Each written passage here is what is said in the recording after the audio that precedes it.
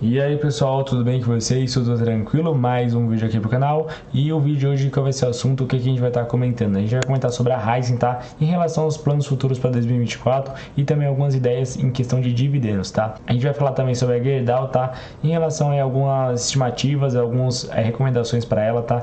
E algumas empresas que estão se fundindo e pode ser que afete a Gerdau em si. A gente vai comentar sobre isso, sobre essas notícias. Se você é novo no canal, já se inscreve, deixa o like, dessa força, essa moral. Eu tenho certeza que vocês vão gostar do conteúdo do canal e dos vídeos que a gente traz diariamente, tá? Todo dia 8 horas da manhã tem vídeo e já ativa as notificações para você não estar perdendo nenhum vídeo e assim o YouTube te notificar sempre que tiver vídeo novo, tranquilo? Se você tiver alguma dúvida em relação ao fundo imobiliário, alguma ação ou renda fixa, comenta aí para mim estar estudando, analisando e futuramente poder trazer algum vídeo. Eu tento falar de uma forma simples, sem falar muito termo e sem falar muita palavra em inglês, que eu acho que dificulta bastante o aprendizado, tá, gente? E lembrando que aqui é só minha opinião, não sou o dono da verdade, não estou 100% certo, só quero trazer alguns fatos relevantes, algumas notícias, trocar ideia com vocês, que eu acho que é muito importante, é muito interessante, e também está incentivando a vocês estarem estudando, estarem investindo, que eu acho que é muito importante para o nosso futuro, e também mostrar toda a nossa jornada e toda a nossa trajetória rumo à liberdade financeira, beleza? Então é isso, deixar de papo e bora pro vídeo de hoje. Então bora lá, primeiramente aqui falar sobre a Ryzen, né? E você vê que aqui já tem na quarta-feira, dia 20, é o dia que eu tô postando esse vídeo, dois pagamentos aqui de JCP, tá? As duas Datacom, na verdade, né? Pro dia 20 do 12, um vai ser pagado nesse ano ainda, dia 28 do 12, e o outro tá programado aqui até 31 do 3 de 2024, tá? 5 centavos aqui, os dois JCPzinho aqui de boa, mas já é bom aí que a gente tá com a Datacom pra hoje, então já tem dividendos futuros aí pra março e a gente vai estar recebendo aí algumas ações, beleza? E assim, a Ryzen em si, como eu falei para vocês, tem uns planos muito interessantes para o futuro, tem umas projeções muito boas, tá? Agora mais voltado para o curto prazo, médio prazo e ainda mais para longo prazo, tá?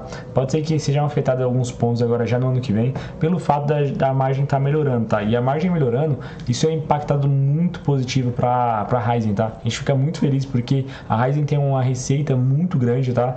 E o lucro às vezes vem pequeno pelo fato da margem não estar muito boa. E quando a margem melhora uma questão de 1%, já tem um afeto, já afeta de uma maneira tão drasticamente que é tão bom que a Ryzen pode estar futuramente dando uma boa visão, um bom lucro só pelo fato da margem estar aumentando 1%, tá? Então olha só o quanto impacta lá na frente, quanto pode impactar agora.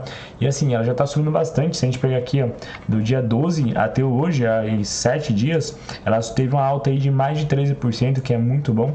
Também voltada pelo fato dos dividendos que vão ser pagos agora e também por algumas notícias aí que são muito impactando positivamente, tá? O resultado também veio muito bom e isso impacta positivamente em questão das ações, tá? Vamos ler aqui as notícias em relação aos planos da Ryzen aqui para o futuro, para 2024, em relação às vendas de combustíveis no fim de 2023 e 2024, tá? Tá aqui o AgroTimes falou com o Philip, o rate das ações, relações com os investidores da Ryzen sobre o ano de 2023, assim como perspectiva e projeções da empresa para 2024. Então, durante a conversa, se a gente for ver, o Casselli comentou sobre a decisão da empresa de segurar os estoques de açúcar e etanol e demais combustíveis em busca de melhores preços nos próximos dois trimestres da safra, 23 e 24, terceiro trimestre de 24 e quarto trimestre de 24, nesse período aqui, tá? E esse é um comportamento histórico da indústria, normalmente começando a operar produção em abril, que se estende até novembro. E nesse ano devemos ir até dezembro. Normalmente, durante esta entre safra, dezembro a abril, conseguimos rentabilizar melhor nossos estoques, o que explica esse carrego para capturarmos preços melhores no futuro, tá? Então, ele vai dar uma segurada, o que isso pode ser impactado também melhor lá na frente, tá? É o que a gente fala. Se ele segura um pouco quando ele vê que o preço não tá bom e quando o preço melhora, tem uma ideia já como é que funciona lá no futuro, sempre tem uma melhorada de preço e aí ele pode vender um pouquinho a mais dos estoques e isso vai melhorar naquele ponto que a gente falou que é a margem, tá?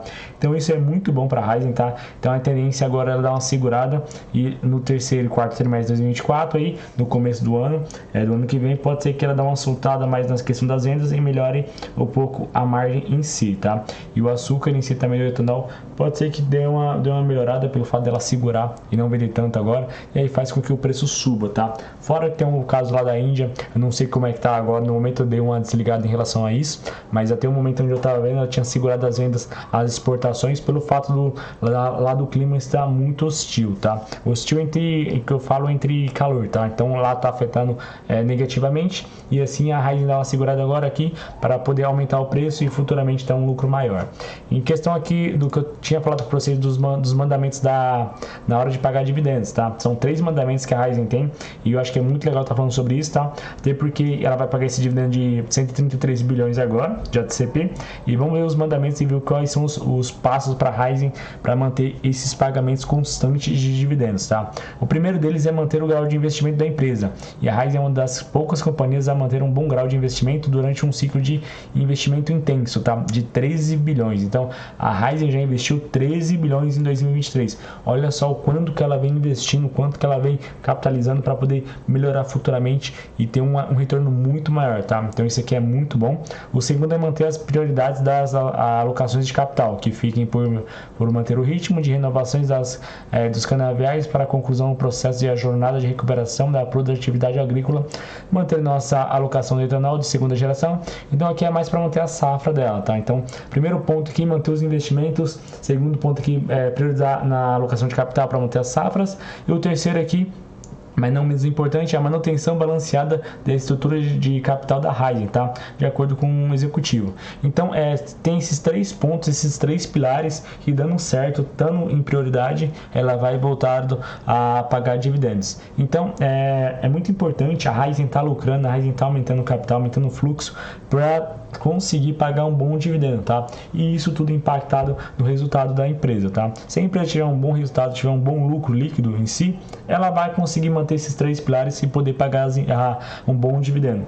Se começar a ter algumas oscilações, pode ser que dê uma recuada, mas pelo que a gente está vendo aqui, as ideias, o que eles estão passando, as movimentações, o que eles querem fazer, segurando alguns preços para poder manter lá a melhor venda, acho que isso vai impactar positivamente, e assim a gente pode receber um lucro futuro, vai ter um lucro futuro bom, e assim a gente pode receber um dividendo ainda melhor, tá?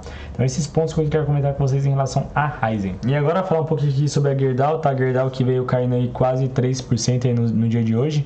Ela teve uma alta muito positiva aí nos últimos 30 dias, tá? De 21,85 chegou a pegar uma alta aí de mais de 7%, quase 8% a 23,54, e agora deu uma recuada, mas mesmo assim tá bem longe das máximas dela, tá? Tá aí com a queda de quase 20% nos últimos 12 meses, beleza? Pagou um dividendo aí considerável, mediano para ruim, tá? Pelo valor da ação em relação também à metalúrgica Gerdau, que pagou um ótimo dividendo. Para Gerdau em si foi um pouquinho ruim, tá? E vamos ler aqui em questão das notícias, tá? Aqui, ó, Gerdau GGBR, 5 motivos para não comprar a ação agora, tá? Segundo o banco. Então, olha só os 5 motivos que o Itaú BBA recomenda você estar analisando e por que deve manter a ação, manter não, né? Rebaixou a ação, tá? Se a gente for ver aqui, ó, o Itaú BBA rebaixou a tese da Gerdau GGBR4 para, eu odeio esses termos aqui, ó, marketing performance. Para quê? Por que não fala logo o termo neutro, tá? O Itaú BBA rebaixou a tese da Gerdau para neutro. É muito mais simples, muito mais tranquilo. Não, eles querem trazer esses termos em inglês que não trazem nenhuma atratividade, não trazem não acrescentam em nada. Era muito mais simples colocar aqui para neutro, tá? Além disso, cortou o preço-alvo de R$30 para R$26 até o final de 2024, tá? E quais são os cinco pontos aqui que ela fala pra gente aqui, ó? Os fundamentos fracos para a dinâmica do aço no Brasil no curto prazo. Então isso aqui é ruim, tá? Em questão do aço aqui, a gente sempre fala sobre isso. Um momento mais enfraquecido para os resultados dos Estados Unidos, que a gente fala lá, os Estados Unidos está passando por uma crise em si, o que provavelmente deve pesar sobre as margens à frente. Então a Gerdau em si tem uma margem muito boa lá nos Estados Unidos, pode ser afetada com essa crise entre aspas lá, tá? Com a taxa de juros alta. O potencial de alta limitado do fluxo de caixa descontado em 10%, a probabilidade de gerar apenas um fluxo de caixa livre decente em 2024, com yield de fluxo de caixa de 7% devido à proximidade 6 bilhões em capex, tá? E o valuation justo, com a ação negociada a 4,3 vezes EBITDA, para 2024, não muito longe dos seus níveis históricos, tá? Então o Itaú BBA rebaixou a Gerdau para neutro por esses 5 motivos, tá? E assim, olhando abaixo, acho que não estaria nenhum lado negativo, tá? Acho que esses 5 motivos estão bem realistas, tá? Pelo fato do que está acontecendo aqui no mundo em si. E eu acho que eu ficaria bem bem pessimista em relação a Gerdau com esse momento, tá? Além disso aqui, a gente vai ver aqui, ó, a Nippon compra o US Steel, fusão é ameaça para a Gerdau. A fusão entre a japonesa e a americana forma a segunda maior siderúrgica do mundo. Entenda detalhes da operação, esse é um risco para as brasileiras, tá? Então, se a gente vai analisar que tem toda a notícia em si do que aconteceu dessa fusão, vocês podem estar lendo aí detalhadamente. Eu só queria apontar esse parágrafo aqui para vocês, tá? Fusão vai impactar a siderúrgica brasileira como a Gerdau. A operação da Gerdau está de fato sendo impactada pela importação do aço chinês a um preço muito mais baixo do que o custo de fabricação. Então as margens têm sido pressionadas, comenta o Ferreira. Aqui está, porém, para analistas, o ponto positivo da Gerdau está em suas plantas na América do Norte, que representam praticamente metade do EBITDA da siderúrgica e uma margem de 25%. Então, por enquanto, ainda está tranquilo, não pode ser que afete tanto pelo fato lá do mercado norte-americano. Só que, como a gente viu aqui do Itaú BBA, é um momento mais enfraquecido para os nos Estados Unidos, o que provavelmente deve pesar sobre as margens à frente, tá? Então, pode ser que essa margem de 25% que está aqui, pode ser que diminua, tá? E aí vai ser impactado negativamente. Tem que analisar friamente aí em questão da Gerdau, o futuro, o que pode acontecer, o que pode ser impactado, e também deixar um pouquinho de lado aí e analisar friamente em questão da metalúrgica Gerdau, se pode ser mercados um pouquinho parecidos, mas ações que estão em momentos diferentes. Eu ficaria analisando de forma diferente, por mais que seja bem parecido o mercado em si, tá? Mas é isso, esses pontos que eu queria mostrar para vocês. Eu espero que vocês tenham gostado do vídeo, eu espero que eu tenha ajudado de alguma forma. Lembrando que tem um Live Pix aí caso queira ajudar o canal. E, gente, muito obrigado por assistir o vídeo até aqui. Tamo junto, valeu, até a próxima, fui!